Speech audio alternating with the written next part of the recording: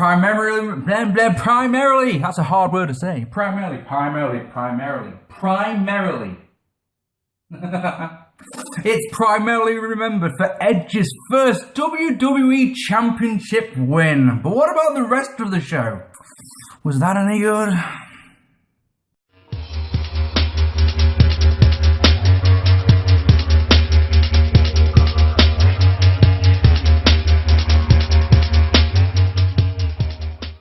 Hello ladies and gentlemen, welcome to the season premiere of Season 7 of your favourite series and of course mine. It is 10 years ago and tonight we are going to be looking at WWE's New Year's Revolution, I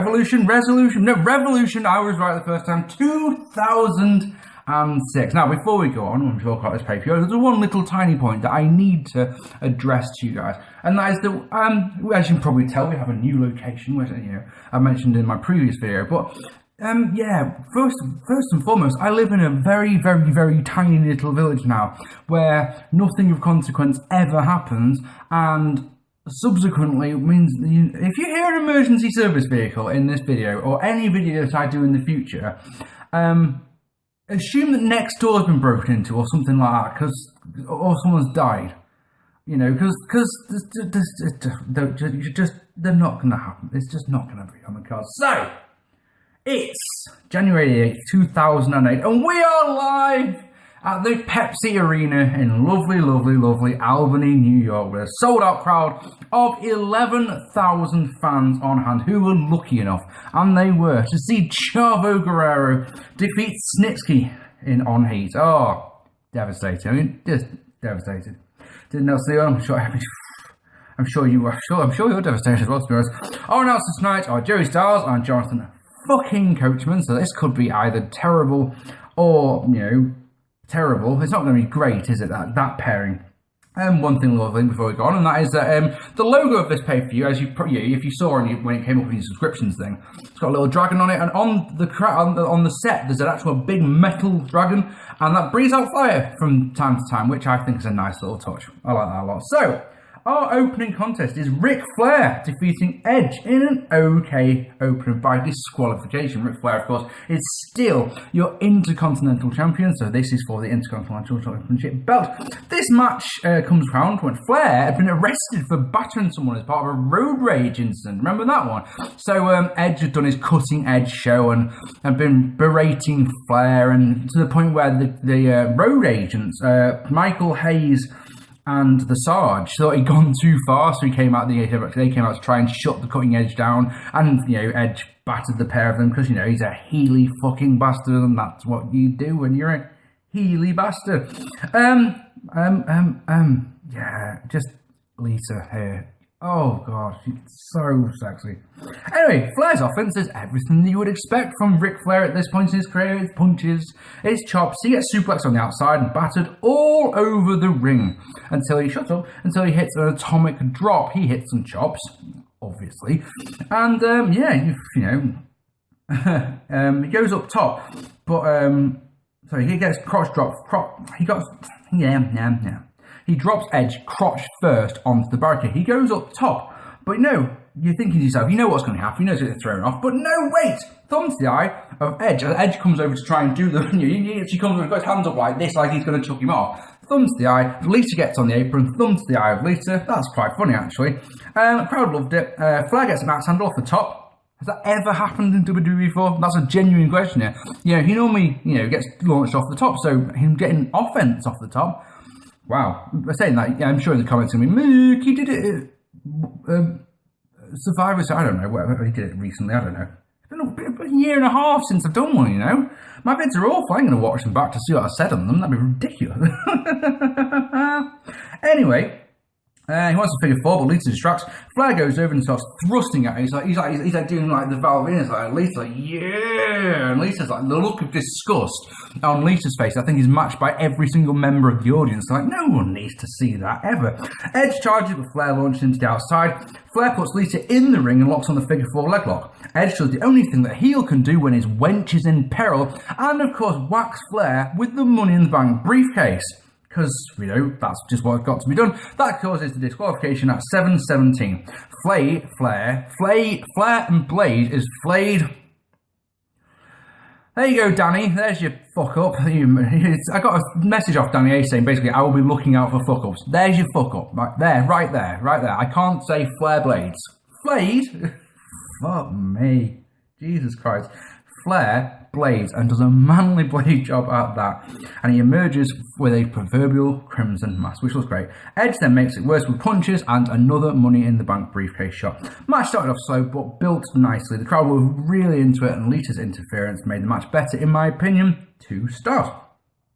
In the back, Todd Grisham is with Kurt Angle and Daivari. Kurt cuts one of my all-time favourite promos, okay? He says that he hopes the US loses the war in Iraq, that his favourite country in the world is France, that he doesn't like the black people, and if he could go back in time and make anyone tap out, it'd be Jesus. His point is, I'm sure if you're wondering what the point is all that is, if you're wondering, he's like, these people will still cheer me. I could say whatever I want, but when I go out there, they'll still cheer me. Now, we'll see later on, because of course Angle's in the Elimination Chamber tonight. Whether that's true or not, shall we? You know, all good.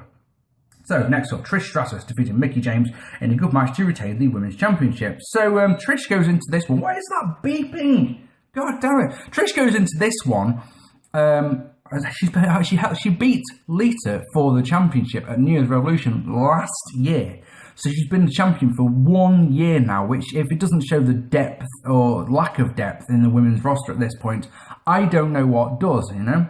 You know me, I'm all for long-ass title reigns, truly I am, but, you know, there's no one that could have the belt. Because, well, Lisa wasn't wrestling by this point, was she? She didn't ever have a match. She was too busy fucking Edge. So, as I'm sure you know, Mickie James has a tiny little bit of a crush on Trish Stratus. At Christmas, she kissed Trish under the mistletoe. You'd think that this one would happen at WrestleMania, really, but, you know, I guess there's more of this story to run. So, Trish comes out first. She's the champion. Boo. Major boo. Really nice chain wrestling in the first few minutes of this one. I love how Mickie blocks a move by grabbing one of Trish's tits, and you're just like going, why don't more people do that? You know, I mean, it's not, there's nothing wrong person. It's not like grabbing someone by the balls, grabbing a man by the balls and stopping a move. Yeah, that's one thing, but, you know, grabbing him, I don't know, it's one of those, I just was looking at it going, why don't more people do that? It's a nice little story as well. Mickie is so infatuated with Trish, she surely knows every move that Trish is going to do and knows how to counter it. Trish knows this, so she has to lay in the offense that little bit more stiffer. She has to mix up her offense, all of that jazz. That turns into a really, really good story. And of course, it's this match. The thing I love about it the most is this one is stiff as fuck. Really stiff chops, really stiff forearms, really stiff kicks. Trish gets Stratosphere and a spinebuster for 2. Mickie comes back with a Stratisfaction but stalls for too long, so she gets 2. Mickie counters with a Stratisfaction but misses her Mick kick. So Mickie counters the Stratisfaction, misses a Mick kick, which then walks into a sweet chick kick, which gets the 3 for Trish at 17. Gosh, I'm just struggling here. It's been a while, hasn't it? 7 minutes and 18 seconds, which becomes 17 in my warped little mind. 7 minutes and 18 seconds. Yeah, really enjoyed this one. Only complaint with this one, it'd be way too short. But if we're getting more of this, if the match at WrestleMania, which is going to happen, as we all know, if it's as good as this one or better and longer, happy days. Genuinely happy. In the back, Maria interviews herself, which is about as entertaining as it sounds. But then Gregory Helms interrupts. He says tonight he's going to put Jerry Lawler in the hospital. And I believe him, because, you know, he's a badass. And then Shelton Benjamin is with some big bird. Oh, wait, it's his fucking mother. Oh, my God. In here, Mama Benjamin doesn't exist at all. I mean, I had completely and utterly forgotten about Mama Benjamin. And she berates her son for not eating enough. And then Edge and Lita on WWE Instant Access. Well, Edge says he's not in the mood, so Lita does it. Next up. So, So we had 2 decent matches so far, and then it goes downhill a bit because Jerry Lawler defeats Gregory Helms in a match. So new look for Helms, but if this pay-per-view is to be believed, this match is happening because it is. There's no build-up package. There's no, hey, Helms returned from injury with his new look, and he beat up Jerry Lawler, to show his intent or anything like that. It's just happening because it is. Just deal with it, all right? It's happening. Deal with it. Match is long. It's 9 minutes long, but there's nothing wrong with it per se, as in there's no botches. There's nothing that's, oh my god, that's so bad. But bugger me, it is dull as fuck. The fans do not care one jot about Gregory Helms and his new look and his new attire and his new attitude or anything like that. And of course, he's facing Jerry Lawler, who the fans don't care about in the slightest, apart from when he calls for the pile driver. That's it. Helms counters the pile driver. He goes up top, gets crotched, but then get this, and this is one of the things that makes me mad about this. King hits a fist drop off of Bret's rope, and that gets the 3. And you start going, I don't understand. Because if you've got Helms coming in with his new look and his new attire and his his new attitude, like I've just said, why have him lose clean to a fucking announcer? That's not how you're going to get a guy over in the slightest, is it? I mean, you've got to remember that WWE fans, for the most part, are quite clever people, but there are people out there who will never have heard of Gregory Helms or Shane Helms and don't put the connection together that he was Hurricane Helms, despite having Helms in his fucking name. No, there are people going, who the fuck is this guy? Why should we cheer for him? And then he loses to the King and people go, well, I'm definitely not cheering that fuck now. That makes no fucking sense. Anyway, in the back, Lita and Trish have a little brief stare down, and then Mickie James turns up the creepy. When our hot, sweaty bodies touched, it was like magic. Oh, fantastic. Trish reminds her, you do know you lost, don't you? She's like, yeah, never mind, inside. So there we go. Then, in the back, Mama Benjamin is bending over, getting something out of her bag. The world's largest love machine, Viscera, turns up, and he wants a bit of that ass, and she is not amused. Not amused one bit. So, there we go. Next up, back to some good stuff. Now, you're probably not going to agree with this one, but I really like this match quite a lot. And I'd forgotten about this whole pay-per-view, is the truth, apart from the main, what happened after the main event. So yeah, I'd gone into this one with oh goody, it's Triple H versus Big Show. This will be a laugh. Actually, genuinely enjoy this match. So, after his feud with Ric Flair, the game was boasting about what he's like and what he does, and Big Show wasn't happy about what he did to Flair, and all that jazz. So, pick on someone your own size sort of thing. So they had a bit of back and forth, and then at one point, Triple H hits Big Show with his limmer on the hand, breaking a few of his fingers. So, of course, Big Show comes out with a fucking massive... Sorry, look like Roman Reigns doing that, don't he? He's got a giant comedy fucking cast on his hand. The whole of his fucking... Seriously, up to his forearm is up in plaster. So you start there going, that looks ridiculous, and then of course there's that little bit of me that goes, I'm going to say, you've got the most perfect story point right there. And of course that's what they do. I need to remind before I go on, Big Show is still the tag team champions here, with Kane being the other half of them. So, Big Show starts in the offense and does a couple of nice little touches, right? He does things that I just like, subtle things, that... Of course, the crowd are going to completely ignore him, just like, meh, whatever. So he does an elbow drop, right? Does an elbow drop. Now, of course, admittedly, he does the elbow drop with it, but it's the elbow hitting, not the finger, so we'll let it go. But he pushes himself up with his left hand. That's a lovely, lovely, lovely, lovely little touch that makes the injury seem more real, in my opinion. Okay. On the outside, Big Show goes to punch Hunter, but he misses, so hits the ring post. Hunter is aligned like a shark. He goes to work on the hand, punching, kicking it, and then smashing it into the ring post, which breaks the cast, enabling Hunter to take it off. Hunter continues on the hand, smashing it into the ring steps, and then dropping a knee off of Bret's rope. Oh yeah, it's the most devastating one. It's slow, methodical, you know me, I fucking love it. The crowd are as uninterested as they could possibly be, because they're dicks. So, comes back with a sidewalk slam, selling the hand when he lands. He picks him up, Triple H comes charging at him, picks him up in the sidewalk slam, drops it. Of course, he lands on the hand, so he sells the hand. That's brilliant. That is just great. Absolutely love it. He wants the choke slam. Joe, tries to lift him up, Can't do it. Hasn't got the strength in the hand. Fucking great. Love it. That's so good. Goes for his KO punch, but takes out the ref by mistake. Hunter gets out his limit, but Show stops him, right? He's got the hammer, he's like this. The Show just goes with his left hand, just bam, snaps it in two. And it's one of those, alright, that looks, yeah, it's a bit hokey, but at the same time, you're trying to sell that this guy's a fucking monster, an unstoppable monster, you know, who's really freakishly strong. That's a great way of doing it. Hunter looks stunned and runs into a big boot. They go outside where Hunter is sent to the steps. Show using his left hand to whip him into the steps.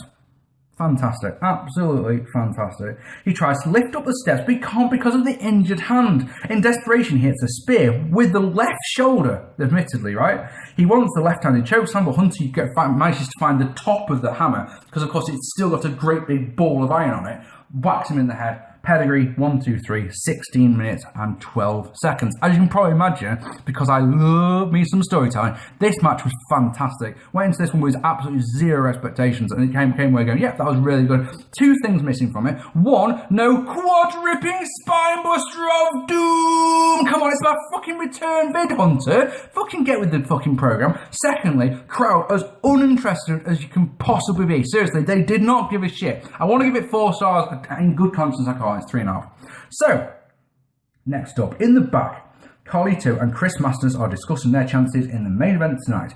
They're not good, are they? Let's be honest. But they agree to work together, and yeah, that's nice. Speaking of nice, Jerry Lawler then joins us on commentary in one of those. Oh, good, yay!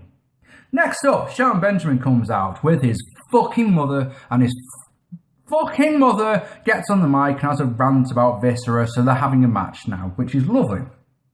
Okay, so we've got to talk about Shelton Benjamin's mum. Because you know that if any long-term viewers of mine, and thank you for sticking around, will know, and now for those of you who have, this could be your first of my videos, so welcome, you know, stick on for the ride. I make lots of mistakes and make a tit of myself a lot, and it's funny. Characters in wrestling exist to sell tickets.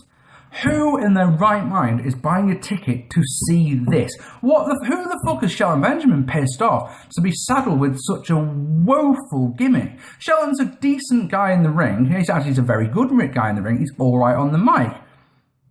He doesn't need a manager, especially one who you can start going, I don't give a fuck. The worst part about this match, in my opinion, is that the crowd, once again, obviously the crowd do not give two shits about this match, because why would they? And there's no reason for them to care about this match in the slightest. So because they don't give a fuck about it, you can hear every word that Mama Benjamin says, and after a while it starts to get very, very irritating. Like, seriously, like, will you shut the fuck up, woman? Sort of irritating. Feels like a fucking long time ago that Shelton was beating Triple H on Raw, doesn't it? Bloody hell.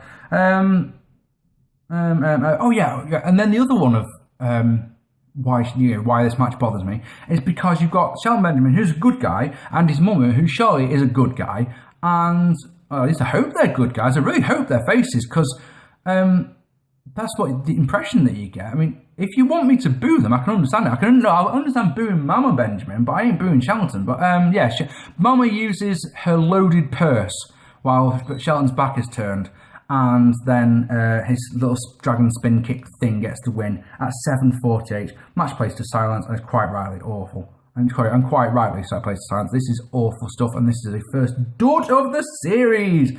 Oh yes, it is. Oh yes, it is. This match had one redeeming factor, and it doesn't add to any of it. It's just that one little tiny thing that I noticed that was one of those.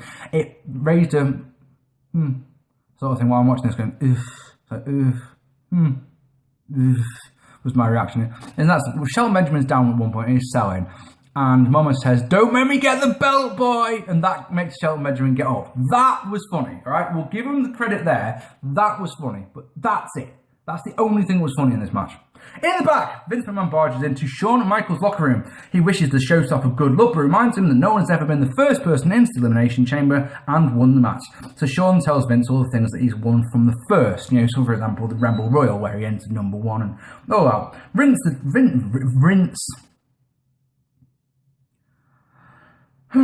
Vince retorts that hell will freeze over before Shawn Michaels wins. That's quite a statement. And then next. So we've had one bullshit match, And then we get something that's even worse, amazingly. It's Ashley wins a bra and panties gauntlet match.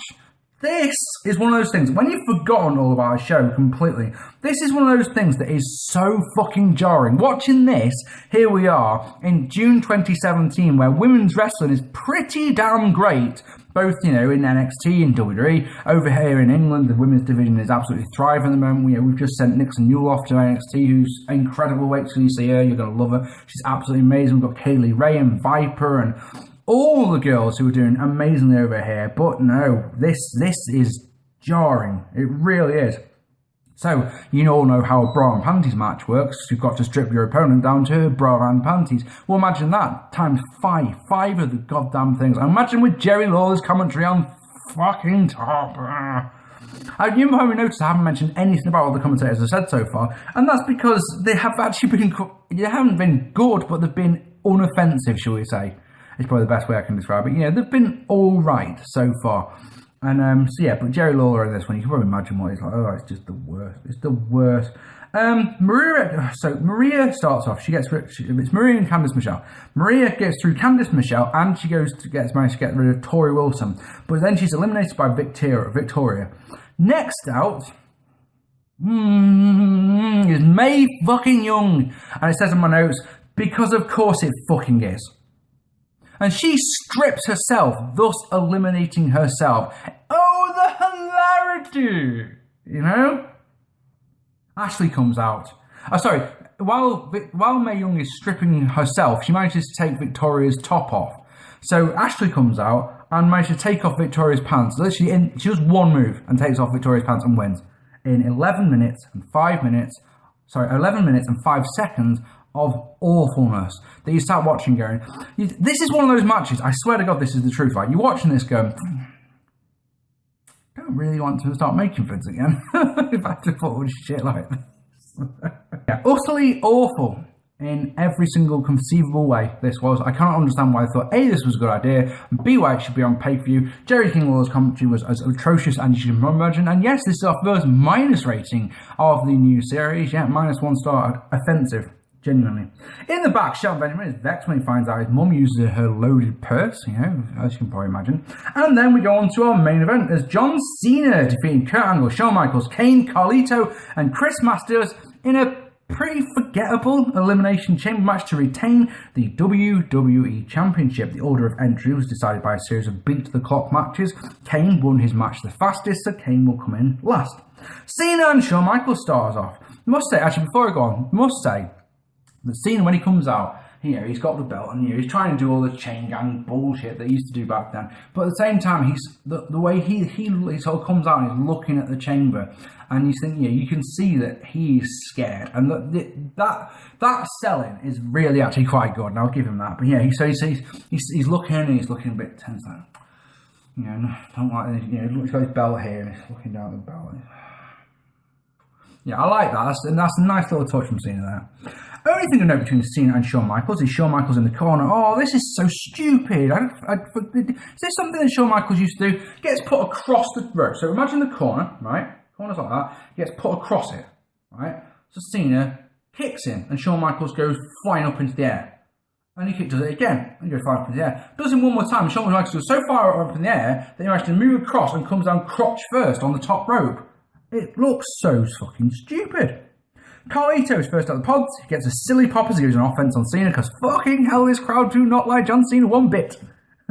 It's a nice senton onto Shawn Michaels, who's standing on the outside. All three announcers, though, sit there telling you how stupid that is. It's not that, you know, the fact, oh my god, that really fucking hurt Shawn Michaels. Oh my god, that really hurt Carlito. You're like, right, okay.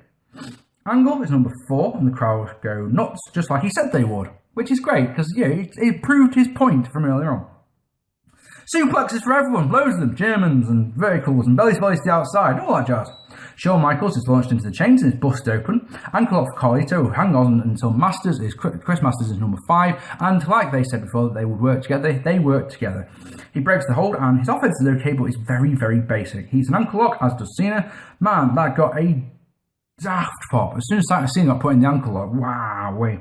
Amazing spot, Shawn Michaels this angle with the sweet chin music out of nowhere, which gets the 3. And the fans are like, yeah, there's a pinfall. Oh, Angle's gone, sort of thing. Oh.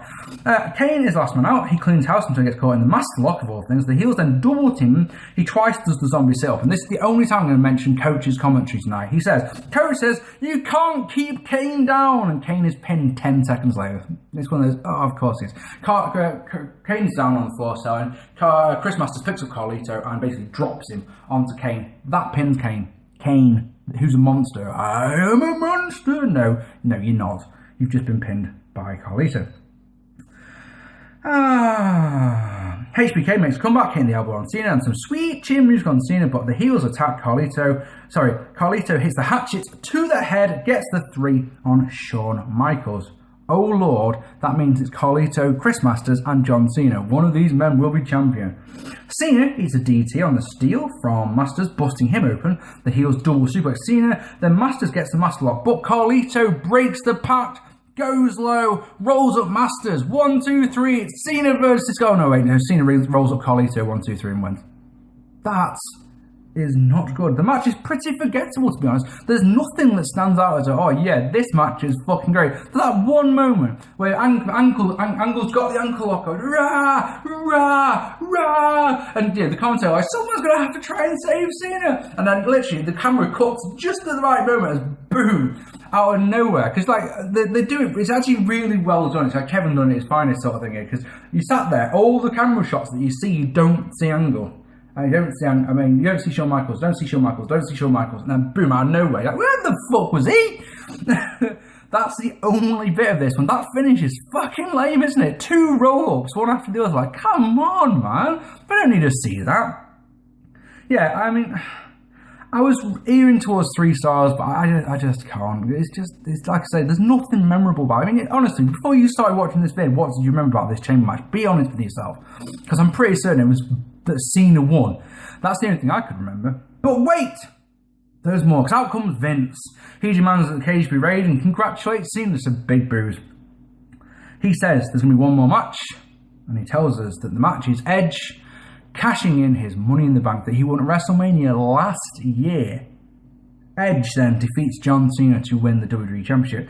He lays in some beats, he hits a spear, that gets 2, he hits another spear, and that one gets the 3. And honestly, the way that Edge celebrates, this is a big deal to Edge. You can see he's holding back the tears. He's up on the turnbuckle with the belt, and the way that Lita is beaming as her man is now the champion but at this point Edge and Lita weren't a couple in real life anymore, but you would believe that they are, the way that she's looking at him with this great big smile on her face. And that, folks, is what this pay-per-view is remembered for, that one little moment. If you like good storytelling, like I do, go and check out Big Show vs HHH and come back and tell me what you think, because I'm interested to see if I'm the only one who likes this match.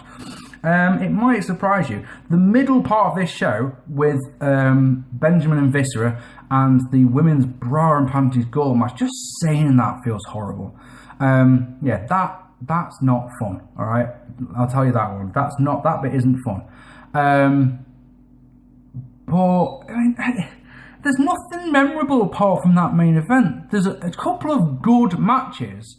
You know, I enjoyed Edge and Flair for what it was, and I enjoyed Triple H versus Big Show, and the main event isn't bad. There's just nothing memorable about it, is the truth. 4 feels too much for this one. 3 feels too little, so we'll go 3.5 out of 10 for this pay-per-view. Ladies and gentlemen, I really hoped that you've enjoyed my return to the U of the Tubes, and once again we are back doing 10 years ago. It feels good to be doing it, it feels good. The little break in the middle there is because my blooming work phone rang when they've got an emergency, and it's like, fuck off, I'm busy doing something. Ladies and gentlemen, please hit that subscribe button. Follow me on Twitter, add me on Facebook if you so choose. I've been Marc P. Leave me a lovely comment down below, hit the like button, all the usual jazz that goes with being here on YouTube. I've been Marc P. Next time, we're going to do the Royal Rumble 2006. And right this minute, I can't remember who won that one. So that wasn't gonna... Oh God, it's Ray, isn't it? Oh shit. because Eddie chose his number for him. Oh, that'll be a laugh for him. Ladies and gentlemen, thank you so much for watching. I've been Mark P. Thank you very much. Take it easy and good night.